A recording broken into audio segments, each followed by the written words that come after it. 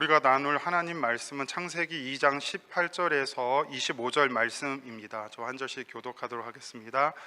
여호와 하나님이 이르시되 사람이 혼자 사는 것이 좋지 아니하니 내가 그를 위하여 돕는 배필을 지으리라 하시니라. 여호와 하나님이 흙으로 각종 들짐승과 공중의 각종 새를 지으시고 아담이 무엇이라고 부르나 보시려고 그것들을 그에게로 이끌어 가시니 아담이 각 생물을 부르는 것이 곧 그 이름이 되었더라. 아담이 모든 가축과 공중의 새와 들의 모든 짐승에게 이름을 주니라. 그러나 아담에게는 돕는 배필이 없으므로 여호와 하나님이 아담을 깊이 잠들게 하시니 잠들매 그가 그 갈빗대 하나를 취하고 살로 대신 채우시고 여호와 하나님이 아담에게서 취하신 그 갈빗대로 여자를 만드시고 그를 아담에게로 이끌어 오시니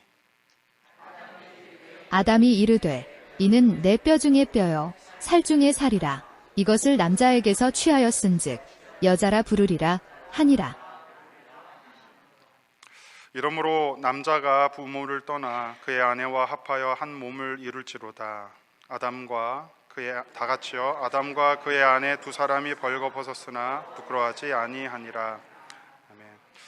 이 시간 제가 지난 한 주 동안에 또 교회 여기저기를 이제 보게 되었는데 스스로 각자 자신의 일을 묵묵히 하는 장면을 계속 보게 되었습니다. 우리가 이 힘든 기간 동안에 여러 행사도 있고 또 예배가 있지만 그것들을 묵묵히 섬겨주시는 분들을 보게 됩니다.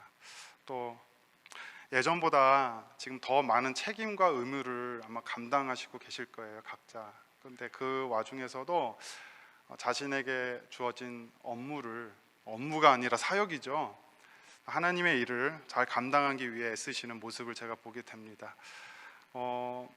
우리 교회에 이 연합된 모습이 이 과도기 속에서도 하나님의 경영 가운데 온전히 있음을 믿습니다. 그래서 예배도 마찬가지로 교회의 영적인 재건과 또 우리의 체질 개선을 위한 특별한 시간이 될 수 있도록 우리가 마음을 여시고 또 함께하는 것에 많은 의미를 두시면서 예배를 드리길 바랍니다. 그래서 오늘 말씀은 하나님의 경영에 대한 말씀인데 특히 그 가운데 공동체 안에 연합에 대한 말씀입니다. 공동체 안에 연합에 대한 말씀입니다. 성경에서 하나님께서 직접 그 연합에 대한 표현으로 오늘 설교의 제목인 돕는 배필이라는 단어를 쓰셨습니다. 자, 배필이 뭘까요? 떨어질래야 떨어질 수 없는 그런 관계를 말하는 거죠. 하나님이 사람을 창조하실 때 사람 한 명을 창조하신 후에 그걸 완성했다고 말씀하시지 않으셨어요. 배필을 만들고 나서야 완성을 하셨다고 말씀하십니다. 자, 그래서 오늘 본문은 창세기 2장 18절부터인데 그 먼저 1장 26절과 27절을 먼저 보겠습니다. 자, 앞에 띄워주시면 우리 함께 보도록 할게요. 하나님이 이르시되 우리의 형상을 따라 우리의 모양대로 우리가 사람을 만들고, 하나님께서 계속 말씀하시죠. 우리의 모양, 우리의 사람. 자, 27절을 보시면 하나님이 자기 형상 곧 하나님의 형상대로 사람을 창조하시되 남자와 여자를 창조하시고. 자, 여기서 우리의 형상을 따라라는 말은 하나님은 홀로 계신 분이 아니라 성부, 성자, 성령에 연합된 존재로서 계시다는 말씀이에요. 그래서 27절에서 이 하나님은 자신의 형상대로 사람을 지으시되 남자와 여자의 관계를, 즉 연합된 존재로서 창조하셨음을 말씀하고 계십니다. 그리고 사람을 왜 연합된 존재, 관계의 존재를 만드신 의도, 그 의도가 하나님으로부터 왔다는 것을 오늘 본문 2장 18절에 소개하고 있습니다. 창세기 2장 18절을 함께 봅니다. 여호와 하나님이 이르시되 사람이 혼자 사는 것이 좋지 아니하니. 자, 본문의 배경은 아직 아담이 혼자 있을 때 하나님께서 그 모습을 보시고 말씀하시는 겁니다. 자, 여기서 좋지 않다라고 하는 표현은 우리가 저번에 보았던 창세기 1장 4절부터 반복적으로 나왔던 하나님이 보시기에 좋았더라라는 표현과 대비되는 표현입니다. 그래서 사람이 혼자 사는 것을 좋지 않다라고 하는 이 말씀의 뜻은 하나님의 눈에 결코 괜찮지 않은 상태이다라는 뜻입니다. 왜 그러실까요?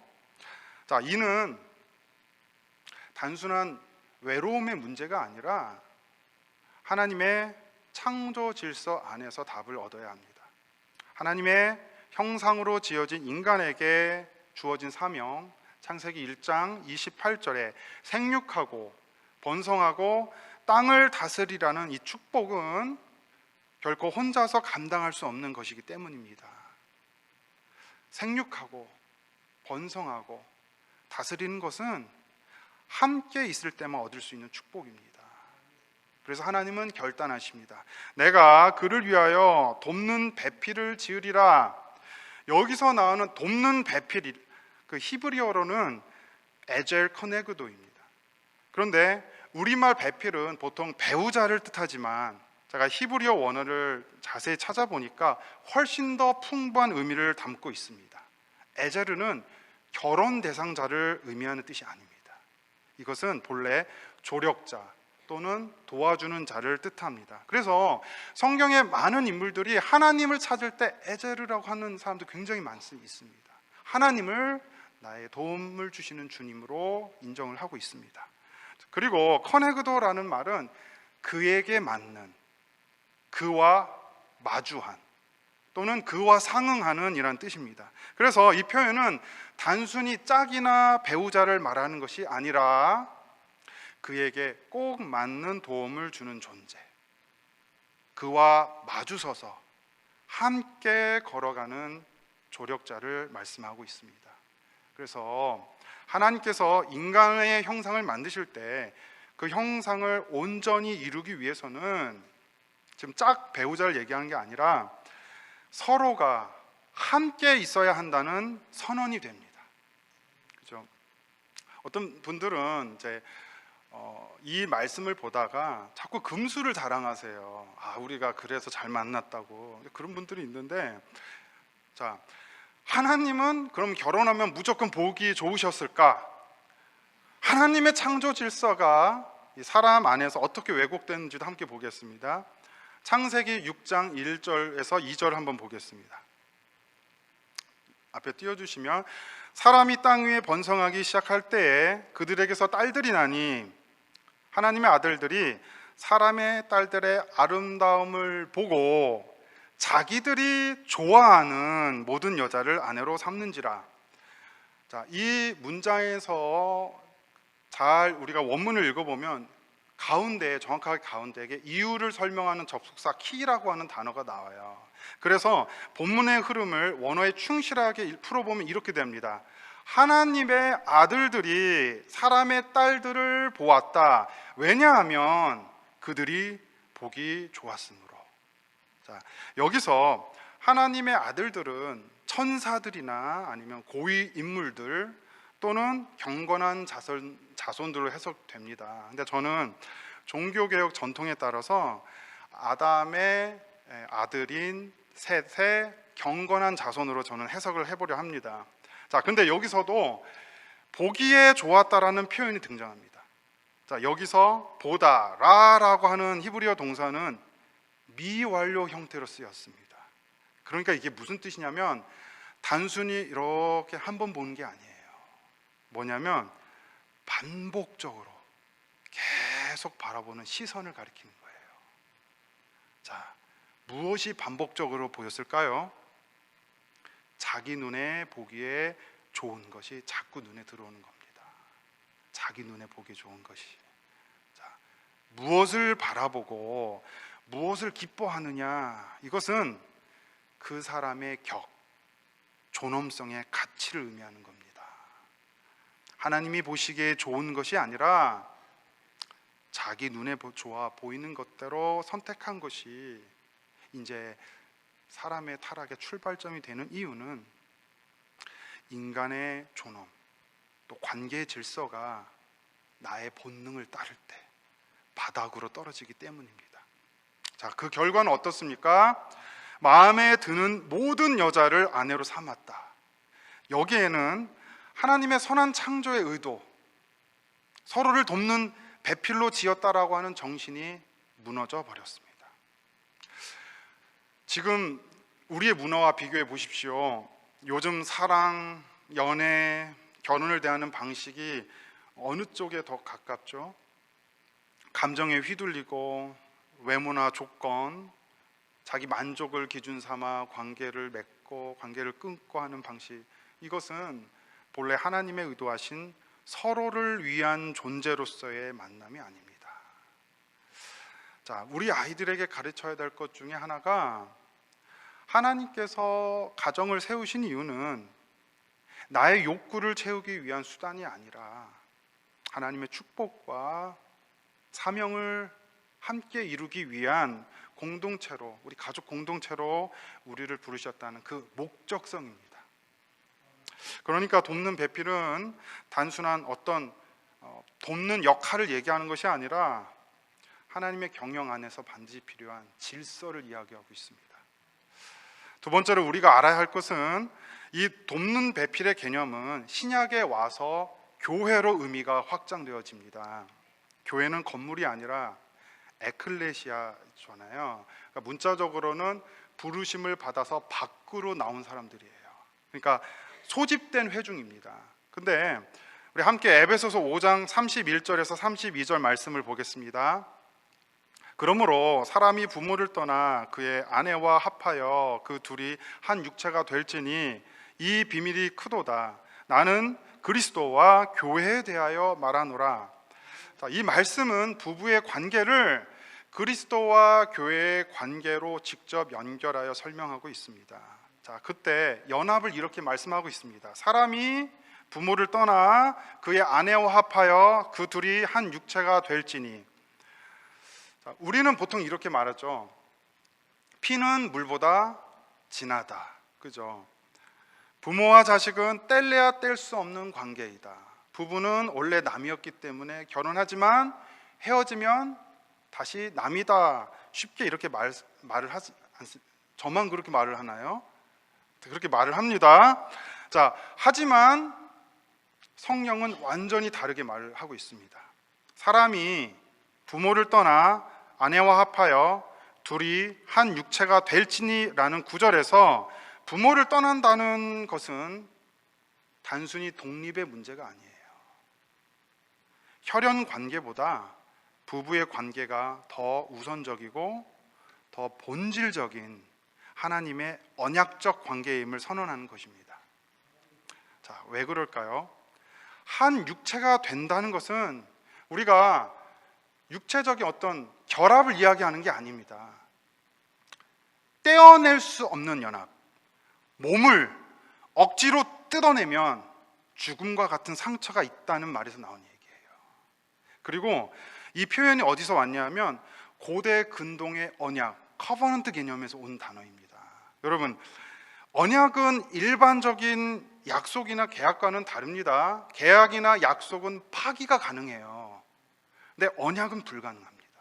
자, 언약은 하나님의 주도 아래 이루어진 거예요. 그리고 죽음이 아닌 이상 결코 깨질 수 없는 책임과 의무를 포함하고 있습니다. 그리고 신 앞에서 이루어진 신성한 관계입니다.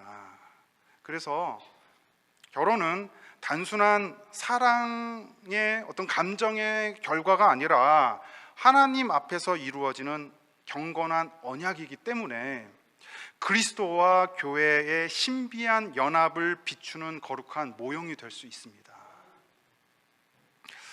자, 우리 교회는 이 땅의 질서로부터 부르심을 받아서 모인 신앙 공동체입니다. 그리고 예수님은 우리의 영적인 신랑이 되십니다. 그런데 우리만 보기에 좋았더라라는 신랑이 되시는 겁니다. 이사야 53장 2절을 한번 볼게요. 한 줄기에서 싹이 나는데 연한 순 같고 마른 땅에서 나온 뿌리 같아서 고운 모양도 없고 풍채도 없은즉 우리가 보기에 흠모할 만한 아름다운 것이 없도다라고 말씀하십니다. 예수님은 이 땅에 누구도 주목하지 않는, 누구도 거들떠보지도 않는 그러한 모습으로 오셨어요. 왜? 그분이 십자가의 평화의 왕으로 대속의 죽음을 죽으셔서 그 평화를 이 땅에 지금까지 2000년이 넘도록 교회를 통해서 그 원리와 그 가치와 그 질서를 퍼뜨리고 싶어 하시는 것입니다. 그래서 에베소서 5장 32절에서 바울은 그리스도와 교회의 연합을 결혼이라는 관계로 비유하고 있습니다. 그리스도께서 죽기까지 우리를 위해 자신을 내어주셨다는 것, 그리고 우리 역시 그리스도를 위해 살아간다는 것, 이것은 단순한 감정의 관계가 아니라 깨어질 수 없는 연합, 곧 언약의 관계입니다. 믿습니까? 이제 창세기 2장 19절로 넘어가 보겠습니다. 여호와 하나님이 흙으로 각종 들짐승과 공중의 각종 새를 지으시고 아담이 무엇이라고 부르나 보시려고 그것들을 그에게로 이끌어 가시니 아담이 각 생물을 부르는 것이 곧 그 이름이 되었더라. 자, 하나님께서 아담이 무엇이나 부르는지 보시려고 각 생물들을 그에게 데려오셨다고 기록하고 있습니다. 여기에는 이름을 부른다는 것이 얼마나 중요한 의미인지 담겨 있습니다. 꽃을 꽃이라 부를 때 꽃이 되었다, 이런 거죠. 자, 그런데 그 이상의 의미가 있습니다. 자, 우리는 하나님을 하나님이라고 부르지만 하나님께서 직접 자신의 이름을 계시하신 장면은 성경에서 거의 유일하게 출애굽기 3장 14절에 나옵니다. 자, 뭐라고 나올까요? 3장 14절에 하나님 모세에게 이르시되 나는 스스로 있는 자니라. 히브리어로는 에의에 아쉐 에의에라고 합니다. 영어로는 우리가 보통 이렇게 해석하죠. I am who I am, 또는 I will be what I will be라고 해석을 합니다. 그런데 이 표현에서 사용된 동사가 1인칭 단수 비동사예요. 그냥 있다라는 뜻이에요. 있다. 근데 미완료형입니다. 이게 무슨 뜻이냐면 시간을 초월한 하나님의 존재성을 이야기합니다. 그래서 현재와 미래 모두에게 계시는 분을 암시합니다. 그래서 이 이름의 뜻을 다시 해석한다면 이렇게 해석을 하는 게 맞습니다. 나는 지금 존재하며 앞으로도 존재할 것이다. 그리고 이것을 우리 중심으로 다시 생각해 본다면 이렇게 해석을 하는 게 맞습니다. 나는 앞으로 너희가 경험하게 될 존재다. 이것이 하나님의 이름입니다. 하나님은 과거에도 또 현재에도 미래에도 스스로 존재하시며 우리 각자의 삶 속에서 점점 더 그분 자신을 드러내고 계시는 분이십니다. 그래서 우리는 하나님을 머리로만 아는 것이 아니라 삶 속에서 직접 경험하면서 알게 되는 분으로 그렇게 오셨습니다. 그러면 우리가 경험 속에서 가장 분명하게 나타나는 변화는 무엇일까요? 하나님을 경험하면서 우리가 보게 되는 가장 큰 변화는 나 자신의 변화입니다. 나 자신의 변화. 내 생각이 바뀌고 내 성격이 다듬어지고 내 삶의 방향이 바뀌게 되는 것. 그것이 하나님을 경험하는 실제적인 열매입니다. 이것이 바로 창조의 원리입니다. 하나님을 더 많이 알면 알수록 우리는 반드시 변화하게 되어 있습니다. 그래서 우리가 신앙생활을 하며 삶에 남겨야 될 가장 중요한 흔적은 나의 변화이고 그 안에서 발견되는 하나님입니다. 자, 사랑하는 여러분, 여러분의 삶 속에서도 그 변화의 역사, 그리고 하나님을 더 깊이 알아가는 축복이 날마다 있기를 진심으로 축복합니다. 자, 그래서 창세기 2장 19절을 다시 보면 하나님께서 각종 들짐승과 공중의 새들을 아담에게로 데려오셔서 그가 무엇이라 부르나 보셨다고 말씀하십니다. 하나님은 왜 아담에게 그 일을 시작하도록 명령하셨을까요? 자, 이 장면은 단순히 동물에게 이름을 붙이는 행위를 넘어섭니다. 그렇죠? 아담은 하나님이 주신 일이니까 그걸 감당해 나가면서 그 동물들의 존재 목적, 왜 있어야 되는가, 또 하는 역할이 무엇인가를 분별하기 시작합니다. 그리고 창조 세계 안에서 각 피조물이 어떤 위치, 또 어떤 기능을 가지고 있는지를 깨닫기 시작하면서 거기에 이름을 붙인 겁니다. 창세기 2장 20절을 한번 볼게요. 아담이 모든 가축과 공중의 새와 들짐승에게 이름을 주었다고 기록되어 있습니다. 그런데 그 다음에 아주 중요한 선언이 등장합니다. 자, 볼까요? 아담이 모든 가축과 공중의 새와 들짐승에게 이름을 주니라. 아담이 돕는 배필이 없으므로. 갑자기 그 문맥이 끊기면서 갑자기 툭 튀어나오는 표현이 있습니다. 그게 뭐죠? 아담이 돕는 배필이 없다. 자, 아담은 하나님이 이끌어 오시는 피조물들을 하나하나 경험하면서 이름을 붙이고 의미를 깨닫고 차이를 느끼기 시작했습니다. 이 과정을 통해 아담은 동물들과 자신 사이에 분명한 격의 차이가 있다는 것을 인식하게 됩니다. 그럼 나는 나와 마주하고 서로 도움을 주는 배필이 없구나, 이제 깨닫는 겁니다. 이때 하나님께서 아담을 깊이 잠들게 하시고 그의 갈빗대를 취하여서 여자를 만드시고 그 여자를 아담에게 이끌어 오십니다. 그러자 아담이 처음으로 여자를 보고 외친 말, 그 말이 바로 창세기 2장 23절입니다. 한번 볼까요? 이는 내 뼈 중에 뼈요 살 중에 살이라. 이것을 여자라 부르리니 이는 남자에게서 나왔음이라 하니라. 자, 이거 원문을 보면은 남자를 이쉬라고 합니다. 그리고 여자는 이샤라고 해요. 그러니까 이샤가 사실은 같은 단어예요. 사실은 같은 뿌리를 가진 존재라는 것을 의미하고 있어요. 아담은 이샤라고 이름을 붙이면서 아마 이렇게 말할 수도 있을 겁니다. 이 여자는 나에게서 나왔으니 내 아래이다, 내 아래에 있다 라고 얘기할 수도 있었을 거예요. 그런데 아담이 이렇게 말을 할 수 없었던 건 왜 그러냐면 하나님이 시키신 사역을 하다 보니 내 안에 그 배필에 대한 깨달음이 있었던 거예요. 아, 나는 배필, 돕는 자가 없으면 할 수 없구나. 나에게 도움을 주는 이 사람 정말 귀한 존재이구나 깨닫게 되는 거예요. 그래서 그는 이렇게 말합니다. 원문에 보면 내 뼈 중에 뼈가 아니라 내 뼈에서 나온 뼈요. 이건 무슨 얘기냐면 구분할 수 없다는 뜻이에요. 내 살에서 나온 살이다. 이 고백은 이 여자가 나의 일부이고 나와 동일한 존재이다. 하나님의 창조 질서 안에서 함께 걸어갈 동반자라는 뜻입니다. 그러니까 창조의 시작부터 하나님은 남자와 여자의 존엄성과 그 격의 차이를 두지 않으셨다는 얘기입니다. 그죠? 우리는 서로가 서로를 완성해 주는 존재입니다. 서로가 서로를 통해 하나님의 형상을 이루어가는 관계로 부르신 것입니다. 이것이 돕는 배필의 뜻입니다. 마지막으로 창세기 2장 25절을 봅니다. 아담과 그의 아내 두 사람이 벌거벗었으나 부끄러워하지 아니하니라. 부끄러워하지 아니하니라. 자, 이 말씀은 아담과 하와는 서로가 있음으로 인해 오히려 더 완전해졌다는 것을 의미합니다. 벌거벗은 상태였지만 부끄럽지 않았다는 이야기는 수치나 결핍이 없는 서로가 서로를 존귀하게 받아들이고 있었다는 뜻입니다.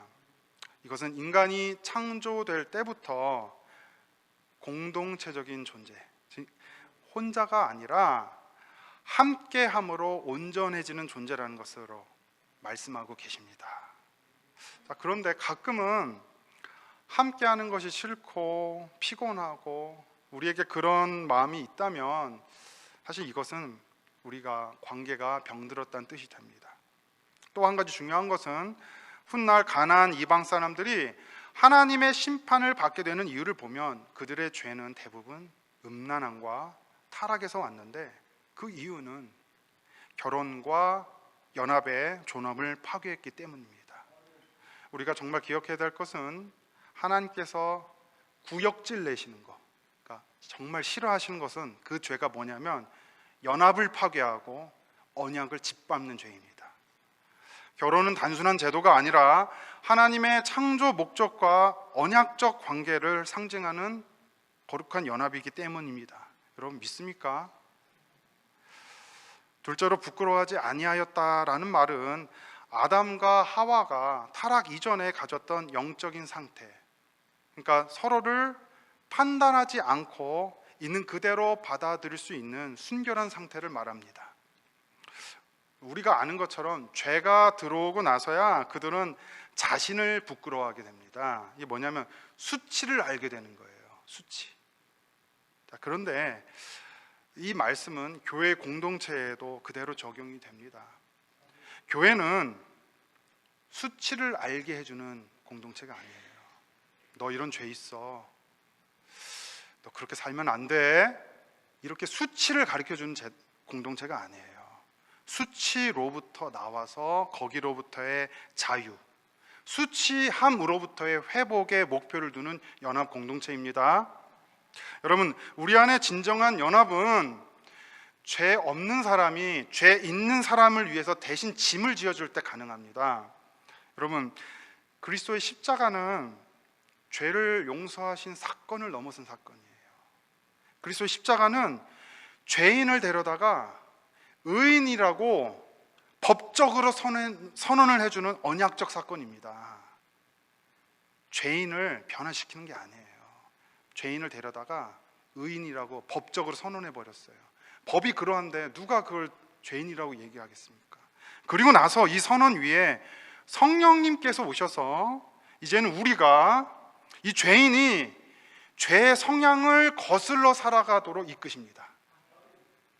이게 은혜예요. 이게 은혜예요. 그 목적은 단순히 도덕적 삶이 아니라 우리를 하나님의 신격에 이르도록, 그 존엄성을 갖도록 자라나게 하시기 위함입니다. 사랑하는 성도 여러분, 우리가 한 주간 살아가면서 기억해야 할 것은 이것입니다. 하나님은 우리를 홀로 살도록 지으시지 않으셨습니다. 우리를 하나님의 형상으로 공동체로 연합으로 부르셨습니다. 그리고 하나님의 이름을 점점 더 알아가며 우리 안에서 하나님을 발견해 가는 삶, 그분의 형상을 닮아가는 창조의 여정이 우리의 신앙생활인 것입니다. 오늘 이 말씀을 통해 우리를 창조하신 하나님의 목적을 깨닫고 여기서 멈추지 마시고 하나님께서 이름을 지어가게 하시는 삶 속에서 그분을 더 깊이 발견하고 그분의 모습으로 날마다 새롭게 창조되어져 가는 저와 여러분이 되기를 예수님의 이름으로 축복합니다. 우리 다 함께 일어나셔서 찬양하도록 하겠습니다. 나 무엇과도 주님을 바꾸지 않으리.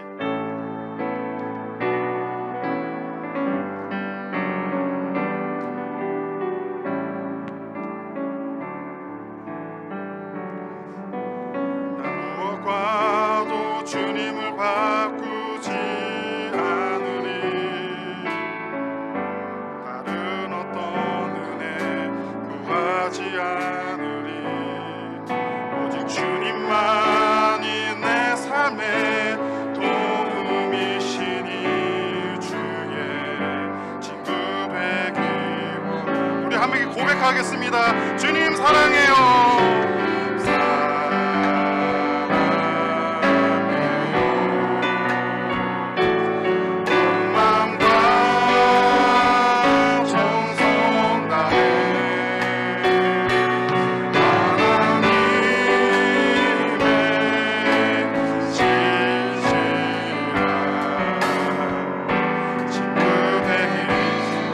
다시 한번 고백하는 마음으로 찬양하겠습니다. 나 무엇과도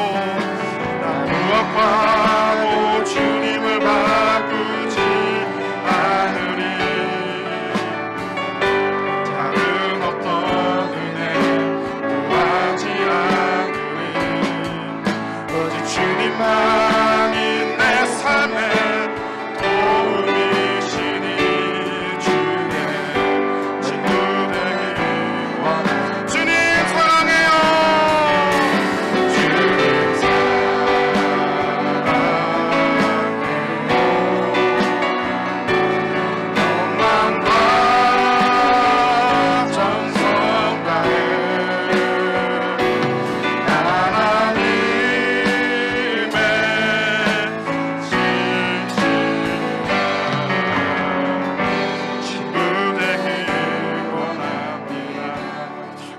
드렸던 말씀 가운데 우리 시선에 대한 말씀이 있었습니다. 우리가 자꾸 쳐다보고 원하고 바라는, 우리가 만족하고 싶어하는 것이 무엇입니까? 하나님, 나의 시선이 그곳에 있지 않게 하여 주시고 주님의 시선이 머무는 곳에 내가 함께하게 하여 주시옵소서. 우리를 통해서 우리에게 주신 은혜가 흘러가는 그 자리에 주님의 시선이 있습니다. 우리에게 주신 축복이 다른 곳으로 흘러가는 그 자리에 주님의 시선이 있습니다. 우리 주여 한번 외치고 기도하실 때, 주님, 내 마음속에 원하는, 내가 바라보고자 하는 시선이 주님과 함께할 수 있도록 함께하여 주시옵소서. 기도하겠습니다. 주여, 그렇습니다. 주님, 우리를 창조하실 때 우리에게 주님의 형상을 이루기 위해서 공동체로 지으셨습니다. 나 혼자서는 주님의 형상을 이룰 수 없고, 하나님, 정말 나로 정말 주님의 형상을 이루고자 지으셨는데, 하나님, 우리가 주님의 온전함을 향해서 나아갈 수 있게 하여 주시옵소서. 내가 바라보고 내가 만족하는 곳이 무엇입니까? 주님의 시선이 있는 곳에 내 마음도 함께 가기를 원합니다. 주님의 바라보고 주님의 원하는 곳에 내가 함께 가기를 원합니다. 주님, 나의 도움이시며 나의 함께가 되시는 주님, 내가 정말 주님의 친구가 되기를 원합니다. 나의 인격이, 나의 하나님, 나의 존엄성이 주님을 닮아갈 수 있도록 하나님 축복하여 주시옵소서. 하나님, 이 공동체 안에서 주님의 언약과 주님의 은혜가 있음을 기억하게 하여 주시고, 이 모든 수고와 섬김 가운데 주님을 닮아가는 귀한 열매 있을 수 있도록 하나님 축복하여 주시옵소서. 주님, 그렇습니다. 하나님, 이 사랑의 공동체 지금 트랜지션 기간 동안 있습니다. 우리가 각자의 기능이 하나님의 일을 감당하는 가운데 은혜를 붙들어 주시옵시고, 하나님 피곤치 않게 붙들어 주시고, 우리 가운데 더 귀한 은혜가 있게 하여 주셔서 영적인 질문이 있게 하시며, 하나님 말씀으로 우리의 체질이 변화될 수 있도록 주님 함께 하여 주시옵소서. 하나님, 그렇습니다. 하나님, 우리가 정말 주님의 시선을 따라서 우리에게 부어주시는 은혜와 우리에게 부어주신 축복이 흘러가는 그곳에 우리를 통해서 하나님이 살아계신과 하나님의 능력과 하나님의 복음이 전해지는 곳에 우리의 시선과 우리의 원함이 함께 있을 수 있도록 주 하나님 함께하여 주시옵소서. 주님, 그렇습니다. 하나님, 우리의 중심 가운데 오로지 주님만을, 하나님, 나의 평화, 하나님, 오로지 주님을 닮아왔다는 평안이 있을 수 있도록 주시옵소서. 주여,